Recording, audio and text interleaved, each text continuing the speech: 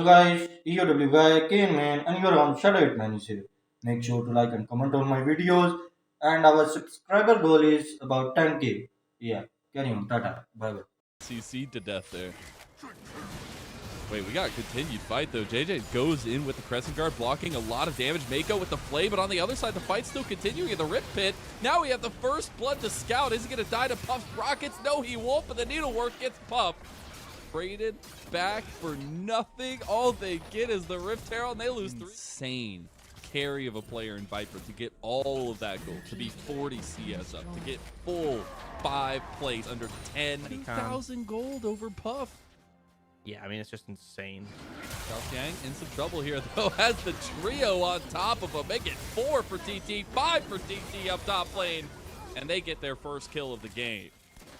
Which is nice. It's good to see, but you bring with 50 minutes of the game, there's a 4k gold lead. It already feels like TT are really going to struggle to find any headway in this game. And actually, getting a TP coming out mid. Viper getting in some trouble, but Nuke can't commit to the rest of the fight. Mako very, very low. There's the Sleepy Trouble Bubble into the middle of it. Yang going in, gets 1 kill as well. There's the Moonlight Visual onto the backline too. It's a double kill for Yang, and they're making him look great. There's Scout as well, picking up his own.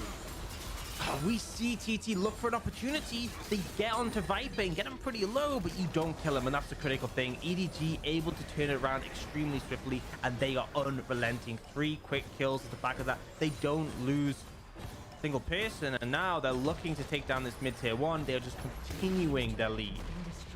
Oh, hell, just slides in there. Yeah. The lead continues to balloon, now about 7,000 gold, under 20 minutes for EDG as they secure their 2nd dragon of the game.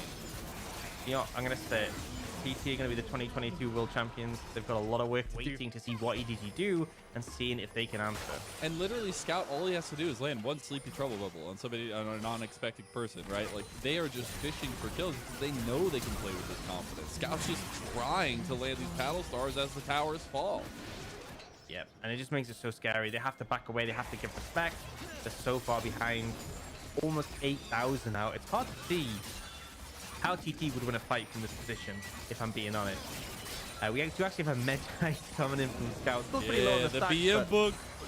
Oh, TT TP on the set. This is it. This is the play TT want to have. As New goes over the wall with the hook shot, the box comes out, the combo's there with the Galio, heroic entrance.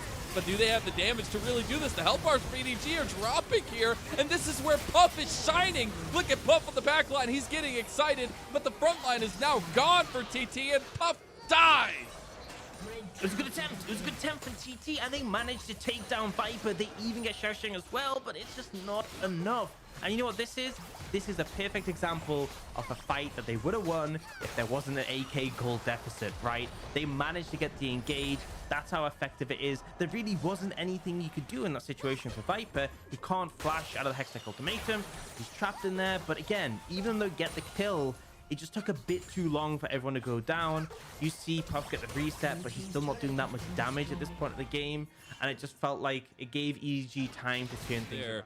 Now EDG are just kind of going for the throat here. Frigid. He's least in. Let's see his smoothest moves.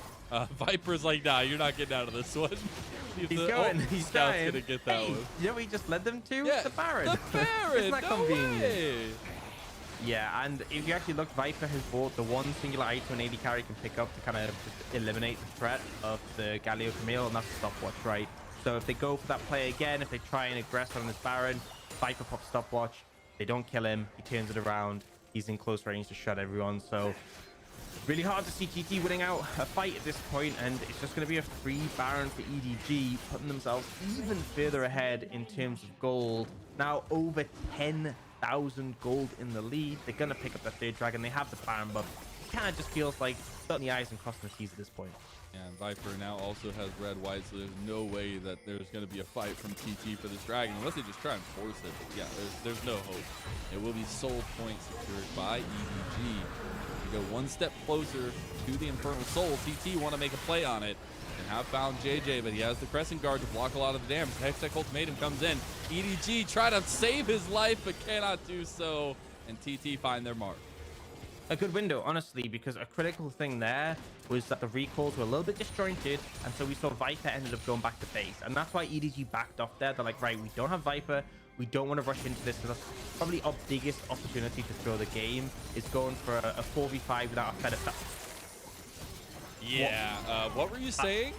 I'll let you finish. Yeah, that's I'll let that's you why finish. EDG didn't want to fight without. And oh no. They're just still in the base. I was going to try to find something, but EDG just don't want to let go. They want to finish this night quickly and get home to their new houses. Except for maybe Xiaoxiang. But it's EDG continuously pressuring here, and it might be a little bit of an overextension, but Mako says, nah, we going into fight, and Viper follows it with Scout. All they need is the 2 damage dealers, Ox, and apparently they're just going to get everything they came for. The in-hit goes down. Yeah, I mean, they are just relentless at this point. And again, Scout, he's fishing. A lot of damage to Southwind. They've got a wave coming in bot that's stacked up, and it's just going to be harassment from a distance. Scout is taking a fair bit of damage, but it's just not nearly enough. And now it's TT's last defense. Yeah, you've got ultis aplenty for EDG. You get one last engage, and immediately Southwind is blown out of the water. Xiaoxiang going forward as well. The bodies are still there for EDG. Meanwhile, TT might not be able to say the same. The first Nexus tower did fall. We'll see this after this team fight, this AoE. Puff has the rockets going. He's got the lethal. Oh, nope, doesn't matter. Scout obliterates him. The last pieces will fall for TT, and the world champions of EDG will take game 1 of this best of 3. Yeah, I think this is kind of the EDG we expected. It's the EDG we saw in that first series. They didn't give any room for TT. And honestly, I gotta say credit to TT. They found that nice engage in the bot lane. They did manage to find that pick around. This is another composition, at least if they lock in the victor, which they do. Feels like EDG are just going to be sitting back in their rocking chair waiting for TT to stumble or for something to happen, and they will pounce. But just the fact you have double ranged into... I mean, I guess Thresh is technically ranged, but he's kind of like half ranged. They are right? hard fighting for this level 2 right now, and Puff my. misuses the cleanse. Also has the flash. The ignite was burned. Southwind is in some trouble, and first blood to Viper. You might be not giving him turret plates, but you want to say that again? Are you sure? Because JJ is like, nah, I decided I wanted Wolf for dinner here tonight, apparently. He is about to take a 2v1, though, as the Predator got popped by Captain. This is an overextension from JJ, and he dies. Yeah, I'm gonna repeat what I said. He doesn't want to overstay in this situation because, you know, they had Frigid available, whereas JJ needs to reset and go topside. They're able to pick up the dragon, but Viper still has heal, so you can't disrespect that. But Viper playing very aggressive on this Aphelios. Getting the 1v1 on the top side. Xiaoxiang going against New. New taking a lot of damage there as well. Needlework still available. Will be pulled the trigger of. New getting lower, but the heroic entrance beautifully timed. The needlework misses for Xiaoxiang. Does he get away? Captain is still here. Captain getting really low. Has the Predator. It's so close, and Captain gets the kill. Meanwhile, Puff caught out on the bot side. Viper claims his life, and the Viper strikes again. How does Perfectly timed. Get that first tower for EDG. Yeah, a little closer. Gonna get a ton of gold here. Oh, I thought they were going to get it with the full charge. But okay, taking a little extra shots there, but more gold dumped into Viper's pockets, who are literally just waiting there with open arms. Almost gets decimated by Viper. The dragon is secured by TT after it all. So the dragon's secured, right? That's 2 for TT, but they're still down in gold. JJ is right there to answer. Yeah, and EDG's just going to pick up the second tower. Not as many plates this game for Viper. Not as much gold received off towers, but still pretty. Frigid just walked into his jungle. Southwind just went for a reset. You're just giving up the mid tower for nothing, right? You just defended it. Why leave it? What was the point? Dragon, topside getting taken down by Xiaoxiang. Unleashed TP is there, and there's the trigger pull after the tower is already taken. Frigid all by himself in the pit. It's just dragged out and killed.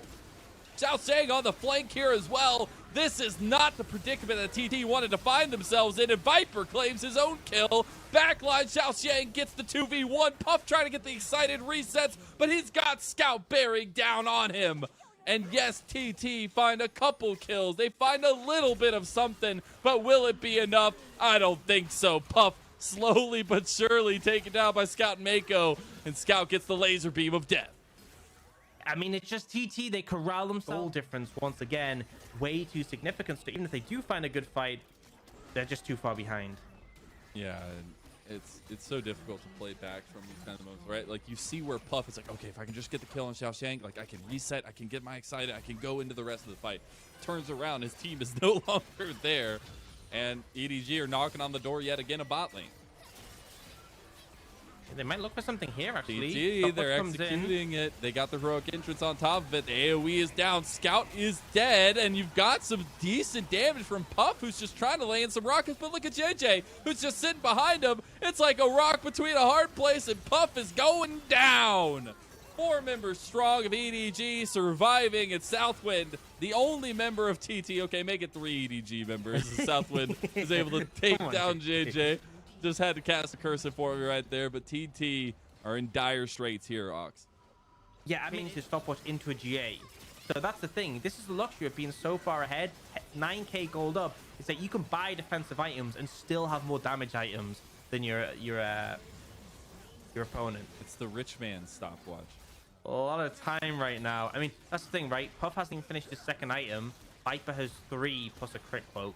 Yeah, it's a bit rough, pretty and you do insane. have Xiaoxiang in the top side split pushing as well, so it's a 4-1 setup for EDG with the Baron minions aplenty. Now they're kind of splitting between the two, but Viper is sure to get that inhib tower. Now start working on the inhib, potentially one more auto attack from that cannon. Now Xiaoxiang gets the engage onto him. There goes the Galio Camille combo. Xiaoxiang dies, and it's a 4v5 now. JJ just kind of waiting there to not take the tower shots, but Nu does not die. Viper goes in for the Moonlight Vigil, but does not hit it. Southwind, the They are hero. playing hyphy right now, Ox. Oh my god, Southwind just went melee range to block the ultimate, tanked it, allowed his teammates to escape. And that's the thing, right? Viper doesn't have Infinity Edge. He's not doing quite as much damage as if he had that item. He's still doing a lot, don't get me wrong, but not quite enough to just one-hit Southwind instantaneously. I like to play from TT, right? That's what you gotta do. You don't win a 5v5. You probably don't even win a 5v4 at this point. But a 5v1, that's doable. And that's what they look to take there. Get down Xiaoxiang, who has now bought a stopwatch, right? I was kind of waiting to see, because obviously the scoreboard dropped away, to see if you had it. Just has to be a bit more respectful, right? You can see they're now grouping up as 5 in this top lane. They already have the mid inhibitor applying pressure. And when they are grouped up, this makes things a lot more difficult to approach for the side of TT. And hey, TT get their first objective on the map in terms of towers, but they lose the fight in the base, and Captain is recalling now, just trying to get in there. TP'd behind them for the flank, but is not going to be able to complete it, and EDG is just going to finish the game before Captain can get anywhere close to his teammates. This is a monster performance from EDG, and the world champions are looking just strong again. Last pieces fall for TT, and it's going to be a quick 2-0 for EDG as they take down Captain, the last remaining member, and all TT got was 1 tower and a couple kills. Business as usual. EDG show that they are not messing around, not taking chances. They want convincing wins, and that was. Even bringing in Xiaoxiang, he fit in